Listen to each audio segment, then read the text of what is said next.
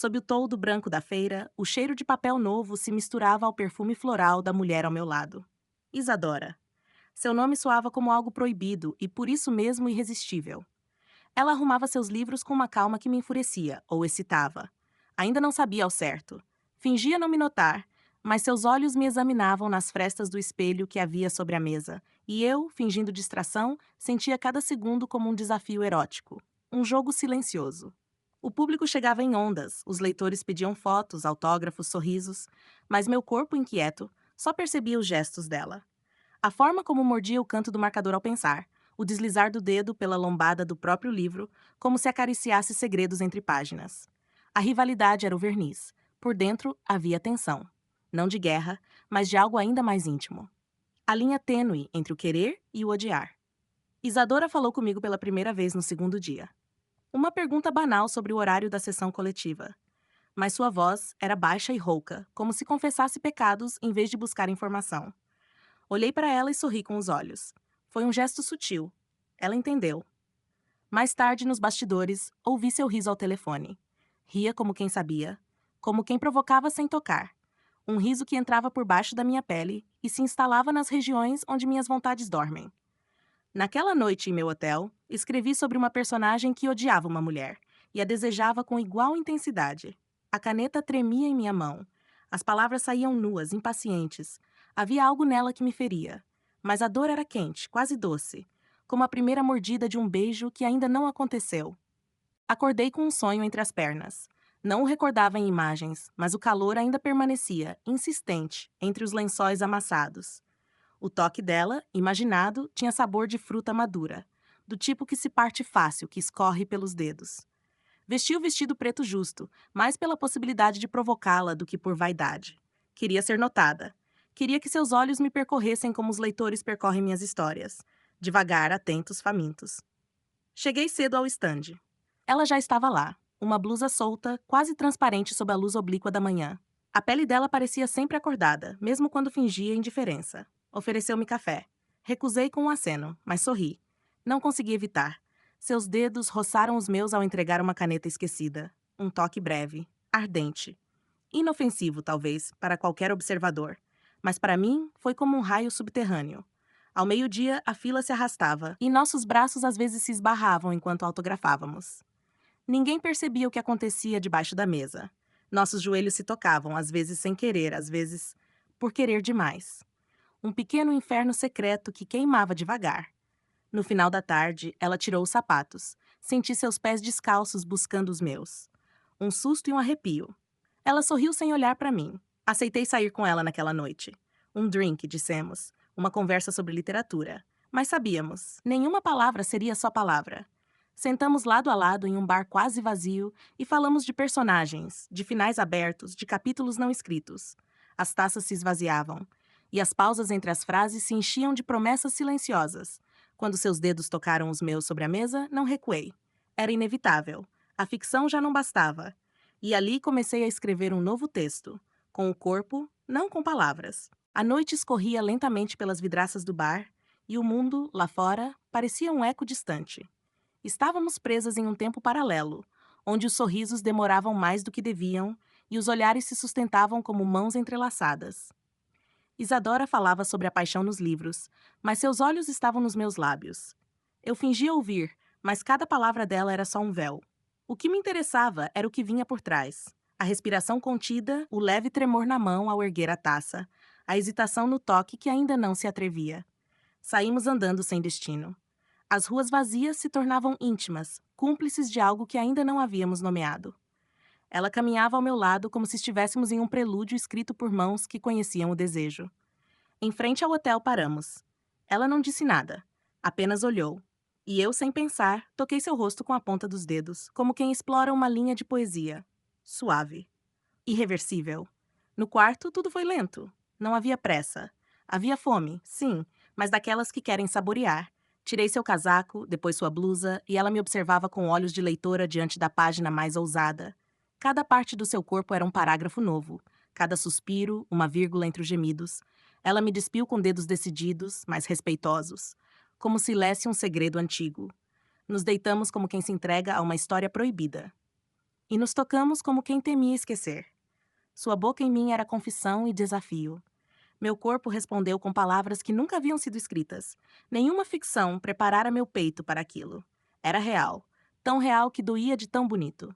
Entre lençóis e respirações entrecortadas, escrevemos juntas, com pele, suor e silêncio, o começo de um novo livro. O dia seguinte amanheceu dentro de mim, antes mesmo da luz tocar as cortinas. Isadora dormia de lado, os cabelos soltos caídos pelo travesseiro como tinta derramada. Havia nela uma paz silenciosa e um vestígio de possessão no modo como uma de suas pernas ainda repousava sobre as minhas. Como se mesmo dormindo ela soubesse que eu poderia fugir. Mas eu não queria. Não ainda. Desci da cama sem fazer barulho. No espelho do banheiro vi em mim marcas que não eram só físicas. Era como se algo tivesse se deslocado. Eu, que sempre controlei os enredos, agora era personagem. E pior, de um romance que não me dava garantias. Lavei o rosto e tentei escrever. Palavras vieram. Algumas cruas, outras doces demais. Ela mexeu no quarto enquanto eu digitava, sem saber que cada letra carregava seu gosto. Durante a tarde, a feira seguiu que o mundo ainda fosse o mesmo, mas eu não era. E ela também não. Havia gestos que nos traíam, olhares mais longos do que o necessário, toques fingidamente casuais ao entregar uma caneta, o jeito como ela dizia meu nome entre conversas banais. Como se o experimentasse na boca, saboreando. Alguém pediu uma foto nossa. Sorrimos. O flash capturou mais do que um registro. Havia algo nos nossos olhos que nem mesmo a pose conseguia esconder. Cúmplices. Não mais rivais. Uma editora nos abordou. Proposta de livro conjunto. Rimos. Mas por dentro a ideia pulsava. Escrever algo que fosse só nosso, que nascesse da combustão que dividíamos. À noite, jantamos juntas. Foi quase inocente, quase. No elevador, antes de nos despedirmos, ela me encostou contra a parede. Seus lábios, quentes e decididos, me beijaram como se exigissem uma continuação. E ali, entre andar e andar, percebi. Estávamos presas num capítulo que nenhuma de nós queria encerrar. Naquela noite não dormimos juntas, mas sonhei com ela. Sonhei com o que não dissemos à mesa, com o beijo no elevador que ainda escorria pela minha pele feito vinho derramado. A ausência dela no meu quarto era uma presença inquieta. O lençol guardava o perfume do seu corpo, e minha imaginação, os detalhes que meus dedos já conheciam. Pela manhã, o espelho me devolveu uma versão minha mais suave, mais exposta, como uma página escrita a lápis, ainda sem coragem de ser tinta. Na feira, o estande parecia menor. Ou talvez fosse a intensidade entre nós que o tornasse apertado. Nossos corpos se evitavam, por protocolo, por medo de olhares atentos, mas nossas vozes se tocavam. Cada palavra, cada comentário carregava uma tensão que os leitores não percebiam. Ela ria das minhas ironias. Eu mordia os lábios quando ela virava de costas. O jogo continuava, mas agora com regras inventadas. No final do dia, a proposta do livro A Quatro Mãos foi oficializada.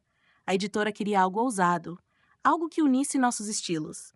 Mal sabiam que já estávamos escrevendo com o corpo que eles pediam em papel. Fomos comemorar. Sozinhas. Em seu quarto, desta vez. Ela abriu o vinho. Tirou os sapatos com um suspiro. Sentei na poltrona, ela no chão, entre minhas pernas. Encostou a cabeça em meu joelho e ficamos ali, em silêncio, como se o mundo tivesse sido reduzido àquele ponto de contato. Depois, quando me puxou para a cama, não houve urgência. Foi uma escrita lenta, cuidadosa, feita de mãos entrelaçadas e olhos abertos. Gozamos sem pressa, como quem chega a um ponto alto da história e decide permanecer nele, sem virar a página. Dormimos nuas, entrelaçadas. E pela primeira vez, senti que o livro da minha vida talvez não precisasse de um ponto final, só de novas páginas. A manhã seguinte foi silenciosa, mas não vazia. O toque de nossos corpos ainda ecoava naqueles lençóis, como uma história que não queria ser interrompida. Isadora estava acordada antes de mim, mas não se mexeu. Ficou me observando enquanto eu despertava lentamente, os olhos se ajustando à luz suave do dia. A maneira como me olhou era quase como se estivesse lendo um livro que já conhecia, mas ao mesmo tempo desejasse continuar virando as páginas. "Você escreveu sobre isso, não escreveu?" Ela perguntou, com uma suavidade que só quem já experimentou o desejo sem reservas poderia ter.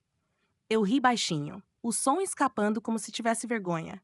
"Não, mas quem sabe agora?" Ela me olhou com um sorriso travesso e se levantou.